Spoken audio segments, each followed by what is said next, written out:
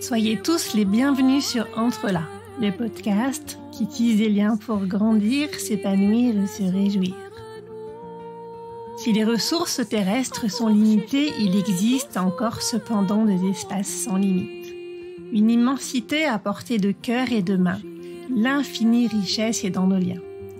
Cette richesse-là, cette immensité-là, que j'ai envie avec vous de révéler et de partager.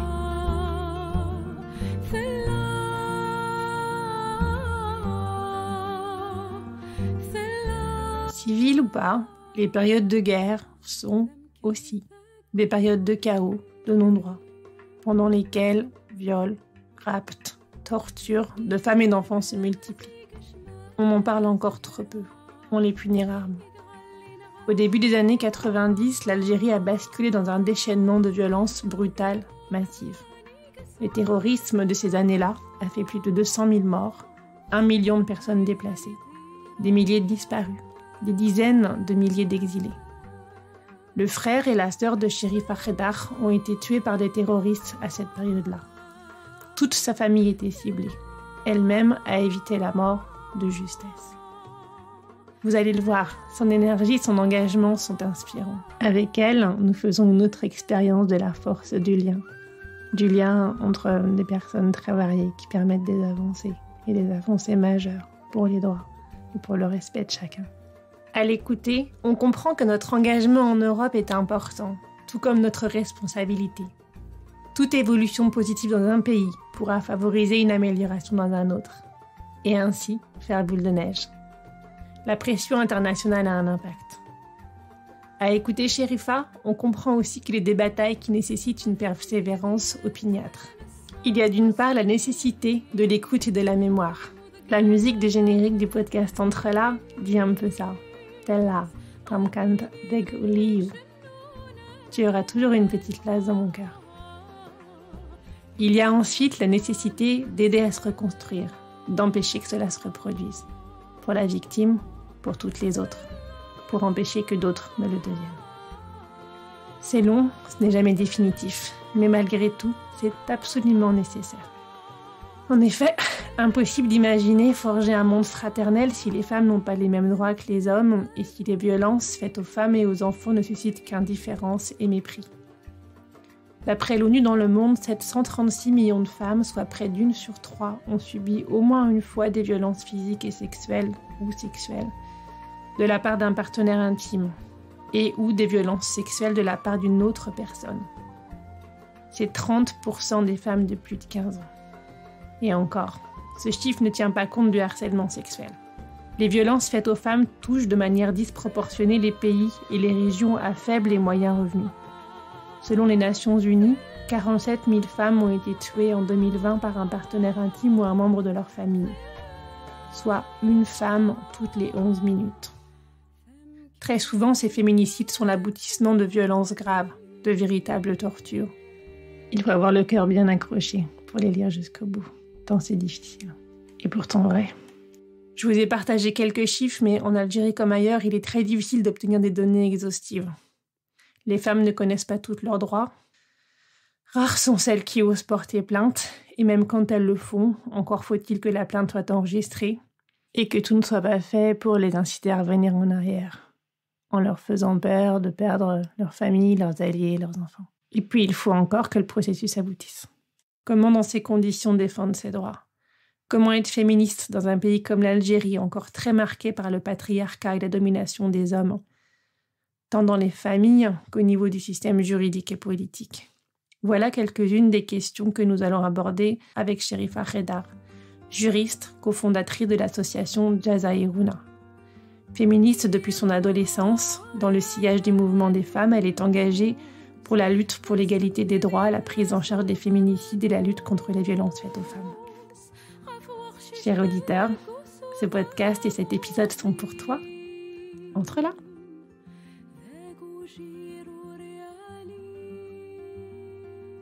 Je suis Chérifa Haidar, je suis bien présidente de l'association Jazairuna, qui veut dire Notre Algérie. C'est une association des familles victimes du terrorisme islamiste des années 90, particulièrement de la région de la Mitidja. Je suis juriste de formation. Qui est située où, cette région? La région de la Mitidja, elle est une partie de la chaîne atlassienne jusqu'à la mer. C'est l'Algérois, c'est un peu l'est de Blida. La Mitidja, pour nous, c'est les terres fertiles, les terres les plus fertiles de l'Algérie, quoi, du nord du pays. Parce que maintenant, dans le sud, on fait aussi beaucoup d'agriculture et ça produit. C'est une association qui a été créée en 1996. C'était suite à l'assassinat des gens qui habitaient la Mitidja. Entre autres, il y avait ma sœur et mon frère qui ont été assassinés le 24 juin 1996. C'était Leila et Mohamed Reda. Nous avons été attaqués par les islamistes dans notre domicile. Ils ont assassiné ma sœur et mon frère et ont attaqué le reste de la famille. Donc, ma mère, ils l'ont laissée pour morte. Moi, j'ai réussi à m'évader et aller chercher les services de sécurité. Et c'est comme ça que dès que les terroristes se sont rendus compte que je me suis échappée, ils se sont échappés à leur tour et donc ils n'ont pas eu le temps d'assassiner tout le reste des membres de la famille. C'est après ce drame que vous avez créé l'association Jaza Irona, c'est ça? C'est les familles victimes du terrorisme qui ont créé cette association qui avait tout d'abord commencé par porter un soutien moral aux victimes du terrorisme et à leurs familles. Parce que dans la région de la Mitidja, lorsqu'une victime se faisait assassiner par les islamistes, la famille se retrouvait presque seule à l'enterrer. Les gens n'avaient pas le droit de participer à l'enterrement parce que il y avait les islamistes. Donc cette victime est sûrement coupable de quelque chose, sinon les islamistes ne l'auraient pas tuée. Et il y a aussi le fait que les gens aussi sont sont condamnés par les islamistes s'ils participent à l'enterrement des victimes. Ça veut dire qu'ils s'opposent aux islamistes. Et donc, ils peuvent le payer très cher. Ah oui, donc peut-être ils n'osaient pas venir, ils avaient peur. Qui avaient peur et ceux qui étaient convaincus que cette victime méritait son sort, méritait l'assassinat. Parce que les islamistes, s'ils avaient décidé d'assassiner une personne, c'est qu'ils avaient raison. Oui, donc on avait un clivage entre des personnes qui pensaient que l'islamisme était bon pour eux et puis des personnes qui, dès le début, résistaient déjà. Vous savez, partout, il y avait des résistances. Et dans les villages, c'était pas facile de le montrer, mais c'était facile de repérer quelqu'un qui n'a pas adhéré au discours islamiste, à la thèse islamiste, au dictat islamiste. Donc, c'était des personnes qui étaient visées et qui ont été assassinées dès le départ, comme on avait assassiné les services de sécurité, comme on avait assassiné les intellectuels. Donc, c'était des personnes ou bien qui étaient abattues dès le départ parce qu'elles étaient repérées, ou bien c'était des personnes qui ont déserté leur village. Donc, c'est pour cela que ce ne serait pas juste de dire que les villageois avaient adhéré collectivement aux thèses islamistes. Il y a ceux qui n'ont pas adhéré et qui l'ont montré. Il y a ceux qui n'ont pas adhéré, qui ne l'ont pas montré, mais qui ont été quand même repérés. Et donc, dans les deux cas, ces deux catégories constituaient une cible privilégiée des islamistes, c'est-à-dire c'était des cibles à abattre. Et bien entendu, il y avait aussi les familles qui n'adhéraient pas du tout au dictat islamiste ni aux thèses islamistes, mais qui faisaient profil bas. C'est des familles qui ont, par exemple, fait sortir leurs filles de l'école, qui les ont fait voiler, qui faisaient semblant même peut-être d'adhérer aux thèses islamistes, mais qui ne l'étaient pas réellement. Dès qu'elles trouvaient une solution pour partir, elle partait. Et ce n'était pas possible de prendre armes et bagages et de partir du jour au lendemain avec femmes, enfants. Alors, dans ce contexte, qu'est-ce que vous avez décidé de faire ? Voilà, notre association, quand elle a été créée, ce qu'on faisait, c'était parce que tout de suite, on avait installé des bureaux dans toutes les communes de la wilaya de Blida. À l'époque, il y avait 29 communes. Et donc, on avait tout de suite commencé à alerter, ne serait-ce que la presse, lorsqu'il y avait des assassinats. Alors, on alertait la presse, on échangeait l'information entre nous, entre les bureaux. Et là, au minimum, il y avait des gens qui assistaient à l'enterrement de la victime. Et donc, elles étaient tellement nombreuses, les personnes qui assistaient aux enterrements, que les islamistes ne pouvaient plus faire des listes de personnes à assassiner, c'est-à-dire les listes des personnes qui ont assisté à l'enterrement. Parce que quand il y avait que de petits nombres, c'était facile de les porter sur les listes. Parce que les personnes étaient pistées par les voisins, par les cousins. C'était pas par des personnes étrangères au quartier ou bien à la famille. Non. Donc, c'est comme ça que les listes... Je pense que les listes des personnes qui assistaient aux enterrements avaient cessé d'être placardées dans les mosquées. C'est la force du groupe. C'est la force du groupe, c'est la force du nombre. Et alors, dans cette période de terrorisme, il y a eu non seulement les assassinats, mais il y a aussi les viols des femmes, les viols des filles. Il y a un certain nombre de personnes qui faisaient tout comme il faut pour les islamistes, puis ils se sont rendus compte qu'on violait leurs filles. On a commencé à toucher à leurs filles. C'est leurs filles qu'on enlevait, c'est leurs filles qu'on violait. C'est leurs filles qu'on enlevait dans les maquis. Ce n'étaient pas les filles des villes. C'est les filles de cette région de la Metidja, des villageois qui assuraient la logistique des islamistes et qui assuraient les arrières des islamistes, qui avaient été vraiment touchés. Et c'est pour cela que lorsqu'il y a eu les élections, en 95, c'était des kilomètres de queue pour aller voter. Et dans la Metidja, je ne sais pas, je ne me rappelle pas pour les autres régions, mais dans la Metidja, parce que moi j'étais responsable de la cellule des élections à Blida, des files de kilomètres de femmes, très tôt le matin. Et après, il y avait des hommes qui ont commencé à arriver. Pour aller voter, hein, c'est ça? Pour aller voter. Alors que les islamistes à l'époque avaient bien décrété que si on votait, on le paierait. C'était de l'urne à l'urne. On passait de l'urne à l'urne. De l'urne des élections, du vote, au cercueil. Ouais, ça nous rappelle la phrase de Tahar Djaout que vous m'avez citée quand on a préparé cette émission ensemble. Le silence, c'est la mort, et toi, si tu te tais, tu meurs. Et si tu parles, tu meurs. Alors dis et meurs. Donc, il avait dit, si tu votes, tu meurs. Si tu ne votes pas, tu meurs. Alors, vote et meurs. Voilà, ça a été repris. Lui, il a été assassiné en 94, je pense. C'était en 94. Djaout. Il y avait vraiment un grand élan. Je ne sais pas si on peut appeler ça un élan patriotique, mais moi, je dirais beaucoup plus un élan anti-islamiste. C'est-à-dire, les villageois sont sortis pour dire qu'ils en ont marre de ces islamistes. Et qu'est-ce qui a suscité cette réaction, cette prise de conscience? Le viol des femmes, autre chose? Parce qu'au départ, c'était les membres des services de sécurité, les intellectuels, les femmes non voilées dans les villes et qui travaillaient, les travailleuses. C'était ça la cible des islamistes. Donc les villageois ne se voyaient pas du tout la cible de ces islamistes-là. Donc un peu contraints, un peu peut-être ils y croyaient peut-être en cet État islamiste. Donc ils assuraient vraiment les arrières des islamistes, ils assuraient la logistique des islamistes. Parce que lorsque les terroristes assassinent dans la région de la Metidja, ils avaient où aller se cacher, s'abriter. Ils n'étaient pas arrêtés par les services de sécurité parce que les services de sécurité ne pouvaient pas les arrêter parce qu'ils ne pouvaient pas faire le travail convenablement. Et puis eux-mêmes, le fait qu'ils soient une cible pour ces islamistes, ils y allaient doucement, quoi. Ils y allaient doucement, ou bien carrément ils se cachaient, ou bien lorsque les gens les appelaient, ils ne sortaient pas, ils arrivaient le lendemain matin au lieu d'arriver tout de suite. Parce que le terrorisme n'a pas sévi dans les villes.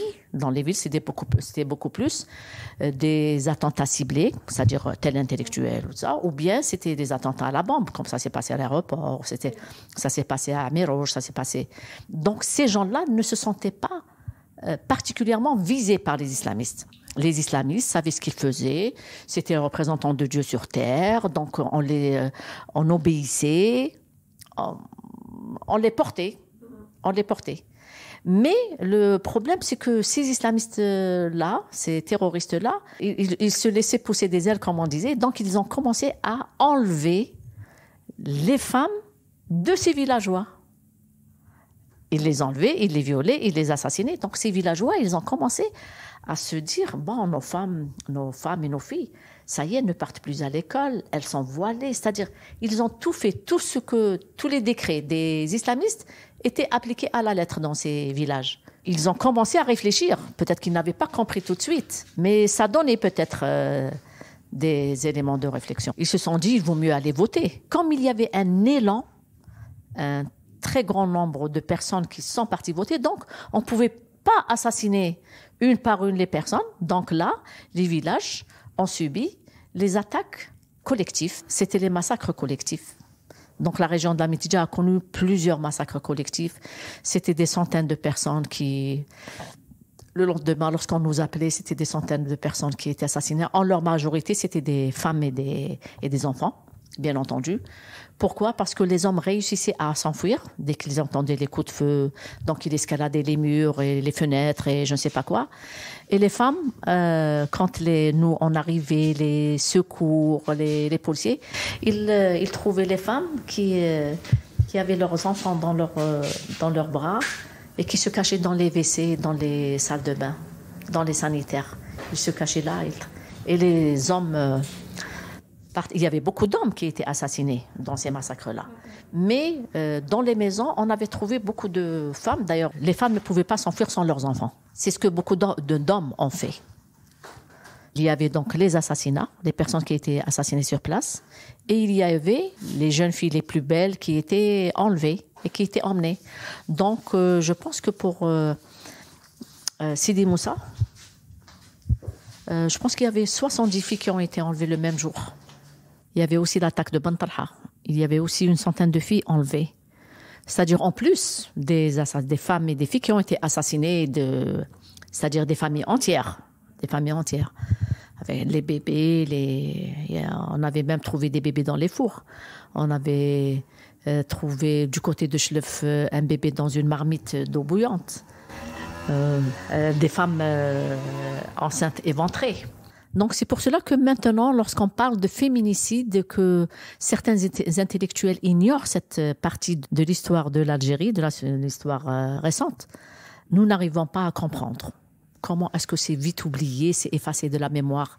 Je ne parle pas d'un citoyen lambda, je parle d'intellectuels. Parce qu'avec une charte qu'on appelle toujours la charte de réconciliation nationale, c'est vrai qu'il y avait une politique d'amnésie qui a été instaurée et qui a été imposée. Et donc il y a même 2 articles qui consacrent la criminalisation de toute personne qui dénonce ce qui s'est passé pendant les années 90 peut être condamnée à la prison ferme et au paiement de fortes amendes. Et en cas de récidive, c'est aussi à une peine double. On peut dire que le commun des mortels peut se dire, moi, je veux pas me retrouver en prison. Mais un intellectuel qui ne fait pas, quand il fait une recherche sur le féminicide ou bien sur le harcèlement sexuel, et qui ne fait pas du tout allusion, ne serait-ce que dans un paragraphe minime, là, je n'arrive pas à comprendre. Et c'est pour cela, quand on organise des rencontres, après les interventions, quand je prends la parole, je dis, mais qu'est-ce qui se passe? Comment se fait-il? Pourquoi? Est-ce que le fait qu'il y ait la charte de réconciliation nationale, ça évite de faire un travail de recherche honnête, correct? Voilà, ça ne devrait pas. Ça ne devrait pas. Le journaliste ne peut pas écrire. Le militant ne doit pas dénoncer. Oui, ils prennent un risque en le faisant, en fait. C'est ça que vous voulez dire. C'est risqué, mais un travail de recherche, c'est pour les générations à venir, c'est pour trouver des solutions, c'est pour ceci. Pourquoi est-ce qu'un intellectuel sauterait cette période de son travail de recherche? Et vous, Sharifa, vous avez dû faire un travail pour retrouver cette mémoire dans les villages, pour faire parler les gens, les femmes, les familles. La mémoire, je pense que l'association Jazairuna, je pense peut-être nous sommes l'une des rares associations qui travaillent sur la mémoire des victimes des années 90. Au départ, on essayait de faire des plaques commémoratives, on essayait d'organiser des rencontres, mais c'était difficile. Oui, c'était des gens que ça dérangeait, qui vous les enlevaient dès que vous étiez partis, en fait. Et donc, vous avez arrêté, vous avez changé de stratégie. Coûte de l'argent, de l'énergie, frustration sur frustration sur frustration. Maintenant, ce que nous faisons, c'est un autre travail, c'est-à-dire presque à huis clos. On a appelé ça les Assises nationales de la mémoire, qu'on est en train de préparer en tant qu'association. C'est en général le 29 octobre jusqu'au 1er novembre ou 2 novembre. Quelquefois c'est 3 jours, quelquefois c'est 2 jours. Donc il y a une journée témoignage, une journée projection de films, débat, une journée des écrivains qui rencontrent des victimes pour cueillir leurs témoignages. L'année d'après, on ramène ces écrivains qui ont écouté les victimes pour que les victimes écoutent ces écrivains pour écouter leur propre histoire, pour savoir si elles ont bien fait passer le message. Donc, et ça fait beaucoup de bien aux victimes qui ont témoigné. Oui, c'est une approche narrative qui apporte beaucoup. Vous avez raison de faire ça. Peut-être que vous voulez nous partager les étapes que vous proposez ces jours-là. Écouter, rapporter, raconter par l'autre partie qui a écouté. Au départ, c'était ceux qui ont fait l'écoute, c'est les écrivains. Et après, l'écoute, c'est les victimes qui écoutent leur propre histoire. C'est un travail thérapeutique, c'est un travail de mémoire. Et il y a une grande pédopsychiatre algérienne qui s'appelle Houria Salhi, qui était à l'hôpital Frantz Fanon. Je ne sais pas, je pense qu'elle est encore en vie, mais ça fait longtemps qu'on n'a pas entendu parler d'elle. Je pense qu'elle est malade. Elle disait, sur le plan personnel, il faut oublier. Parce qu'entretenir la mémoire, ce n'est pas bon avant de faire son deuil. Mais sur le plan collectif, c'est le devoir de chacun d'imposer la culture de la mémoire à la collectivité, à la société. Parce que c'est à travers la culture de la mémoire collective que l'individu peut faire son deuil. Ça devient un point d'appui pour les victimes. Ça devient un point d'appui, ça devient un départ à la suite de la lutte menée par leurs proches qui ont été assassinés. Parce que les personnes qui ont été assassinées, les personnes ciblées, c'était pas n'importe qui. C'était des personnes qui s'opposaient aux islamistes. Donc, ils s'opposaient d'une manière ou d'une autre. Donc, je parle surtout des attentats ciblés, des assassinats ciblés. Que ce soit des intellectuels ou des fonctionnaires ou des enseignantes qui ont été assassinés à l'intérieur des cours de récréation, en présence de leurs propres élèves, en présence des enfants. Donc, c'est des attaques vraiment ciblées.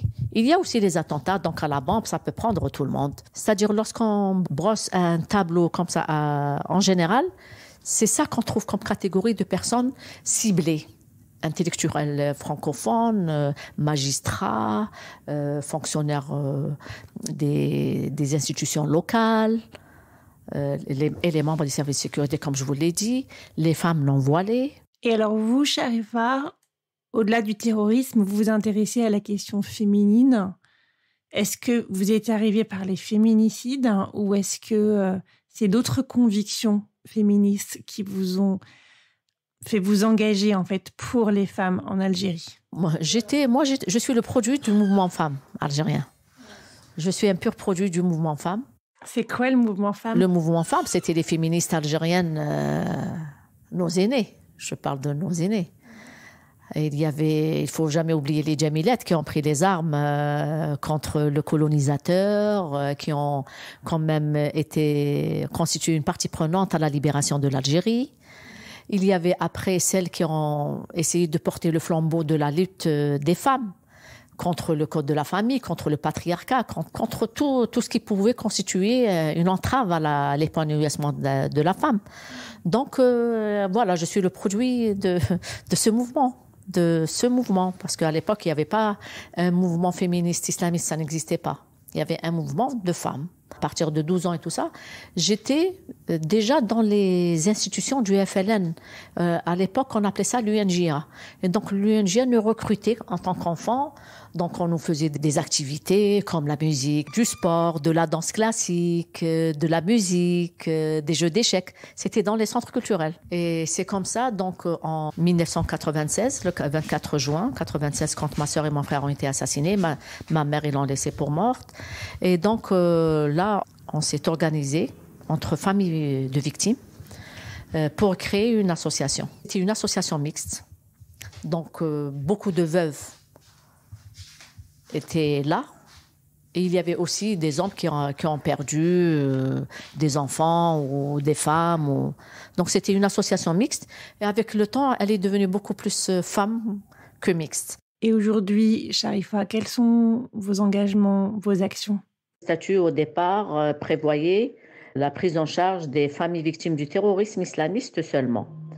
Mais après, comme les femmes ont commencé à parler autour d'elles, D'autres femmes ont commencé à venir vers l'association pour demander d'être écoutées, d'être aidées, d'être assistées.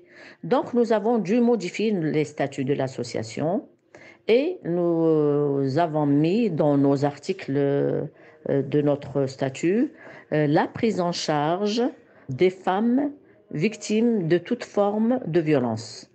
Et donc, nous avons même introduit un article concernant les violences à l'égard des femmes et des enfants. Et dans ce cas, nous avons une cellule d'écoute, nous avons des psychologues et des juristes. Donc, chacun ou chacune dans son domaine écoute les victimes. À partir de ces écoutes, nous avons les rapports qui nous reviennent, c'est-à-dire vers les membres de l'association.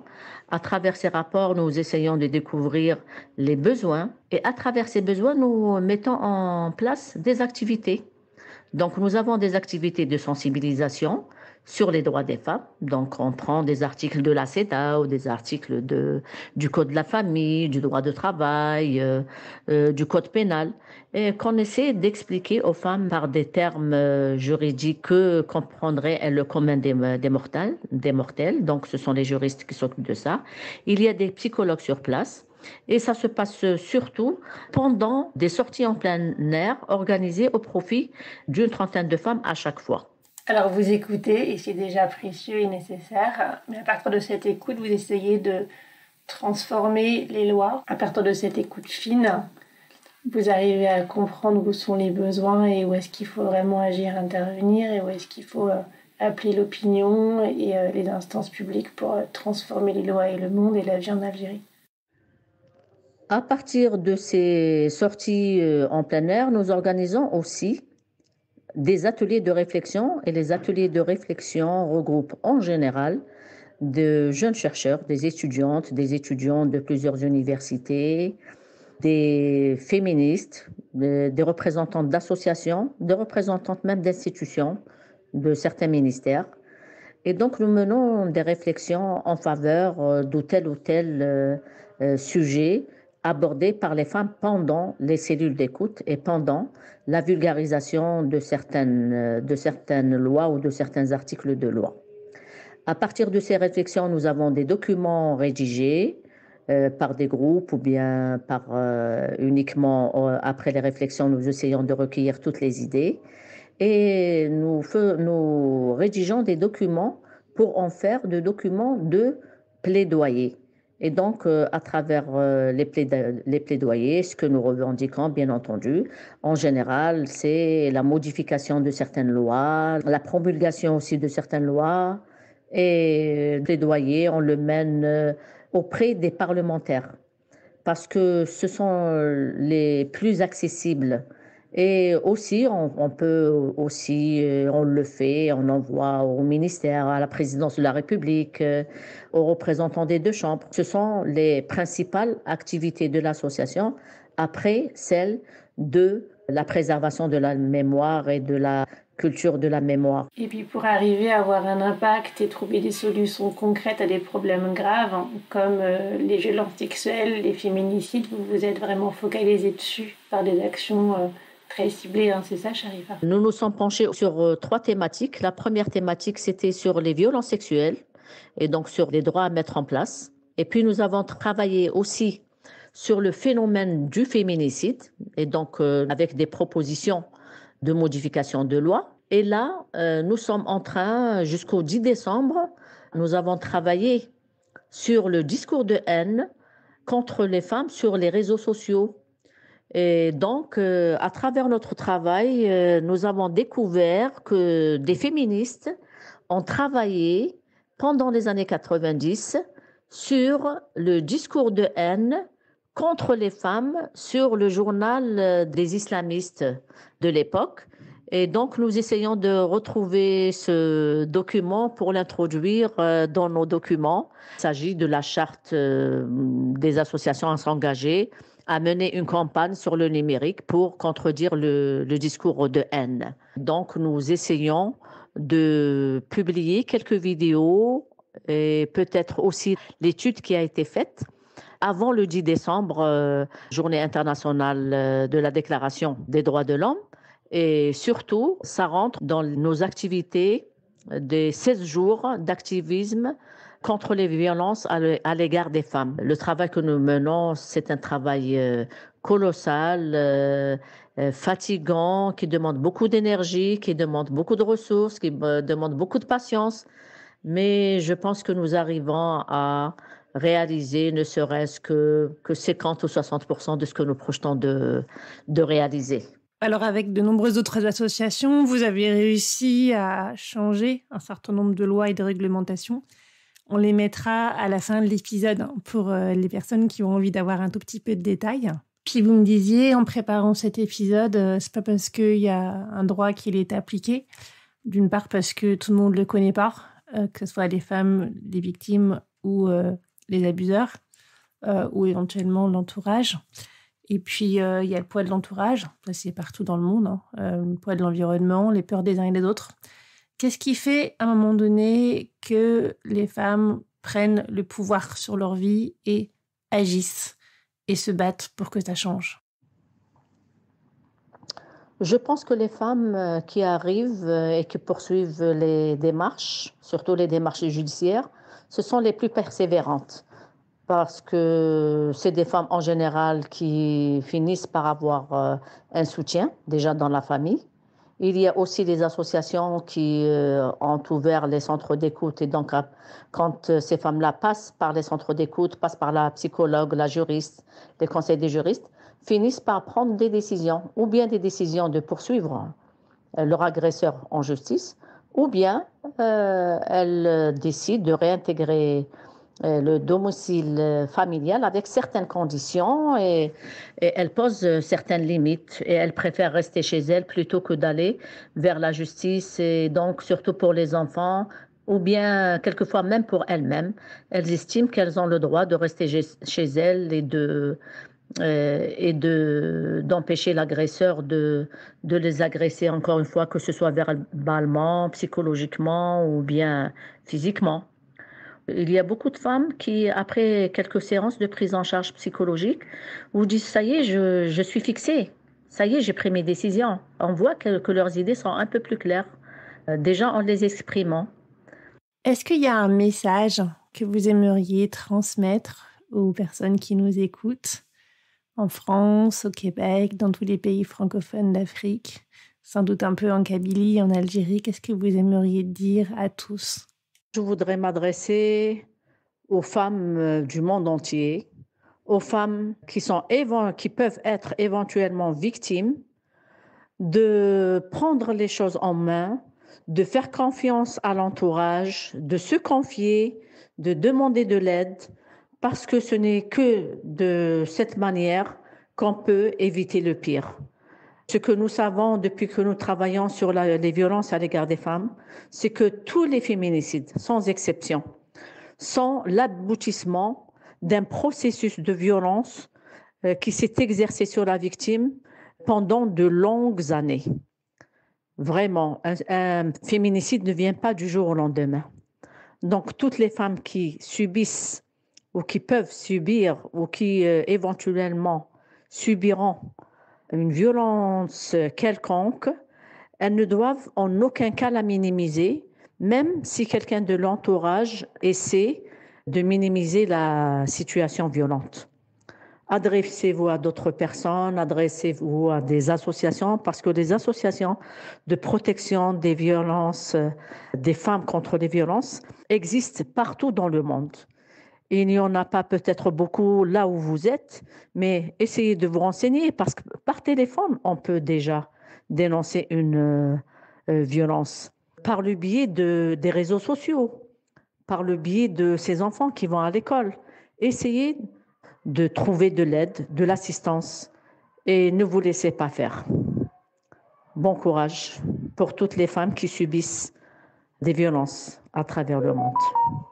Je voulais comprendre comment les lois et les réglementations avaient évolué en Algérie. Chaque pays a sa culture, ses coutumes, son histoire et ses pratiques et aucun ne part du même endroit que les autres. En Algérie, il y avait un code de la famille qui était assez spécial. Et en 3-4 minutes, Chérifa va nous brosser ces changements. Alors, si ça vous intéresse moins, je vous propose de passer à la fin de l'épisode. Et vous verrez, en fait, même si l'Algérie ne vous concerne pas spécialement, c'est assez intéressant de voir comment les choses bougent et dans quel ordre et dans quel sens. Surtout quand on les a comme là, très très rapidement, très globalement.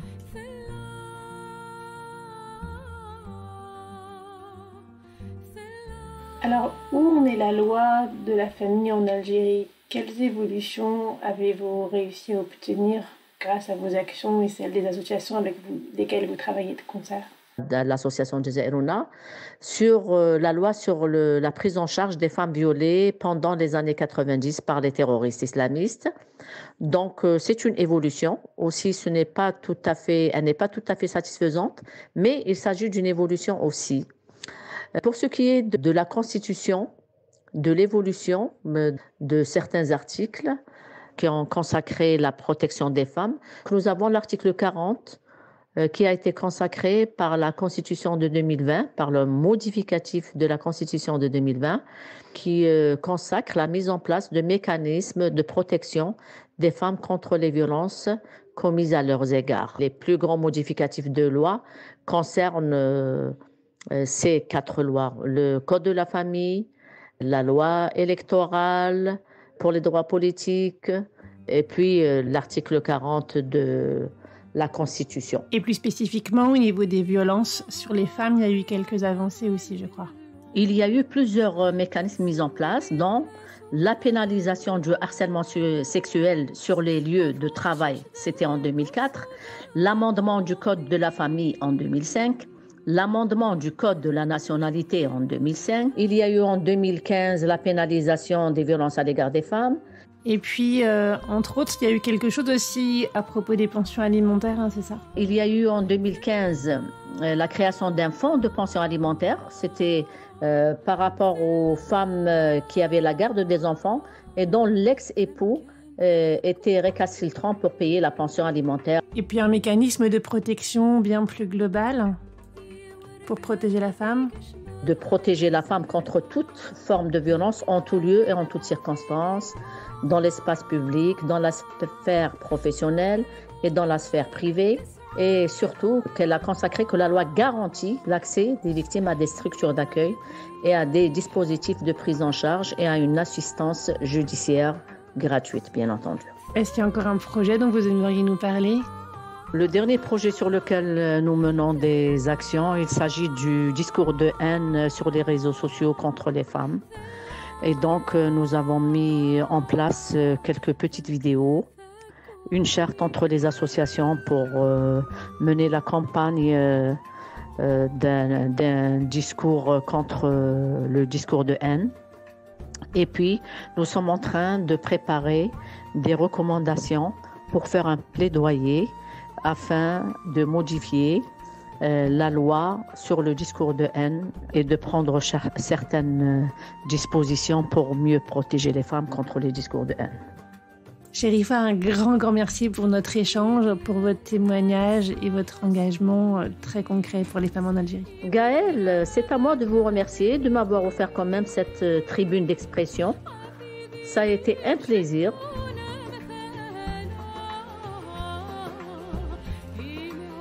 Si vous voulez contacter Chérifa Khedar, en savoir plus sur ses actions, vous trouverez, comme d'habitude, tous les éléments dans la description de cet épisode. Ce podcast n'est pas seulement le mien, c'est aussi le vôtre, c'est le nôtre. Si vous voulez contribuer, intervenir, proposer, contactez-moi. Si vous avez aimé cet épisode, partagez-le autour de vous, mettez des étoiles pour le noter et abonnez-vous pour ne pas manquer les prochains. À très bientôt!